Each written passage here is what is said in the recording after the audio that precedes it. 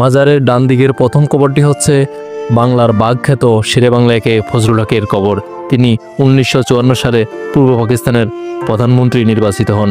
পরবর্তীতে পাকিস্তানের স্বরাষ্ট্রমন্ত্রী ও পূর্ব পাকিস্তানের গভর্নর হিসেবেও দায়িত্ব পালন করেন। দুই নেতার মাঝখানেই চিরনিদ্রায় ঘুমিয়ে আছেন খাজা নাজিমুদ্দিন। তিনি 1948 সালে পাকিস্তানের গভর্নর জেনারেল নিযুক্ত হন এবং 1951 সালে তাকে পাকিস্তানের দ্বিতীয় প্রধানমন্ত্রী হিসাবে নির্বাচন করা হয়। বাম দিকের শেষের কবরটি হচ্ছে হোসেন শহীদ সোহরাওয়ার্দীর।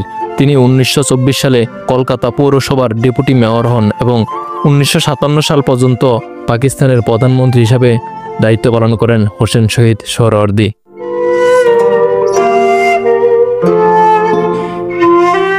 এত সময় আমরা যেগুলো দেখলাম মূলত এগুলো ছিল একটি রেপ্লিকা। মূল কবরগুলো অবস্থিত এই বেদিগুলোর নিচের অংশে। যেই দরজাটা হচ্ছে এখানে, এই দরজা দিয়ে আসলে ভিতরে প্রবেশ করতে হয়, কিন্তু এখন দরজাটি টালা বদ্ধ ছিল, কারণ বিভিন্ন অনুষ্ঠানের সময় হয়তো এই দরজা খুলে দেয়া হয়।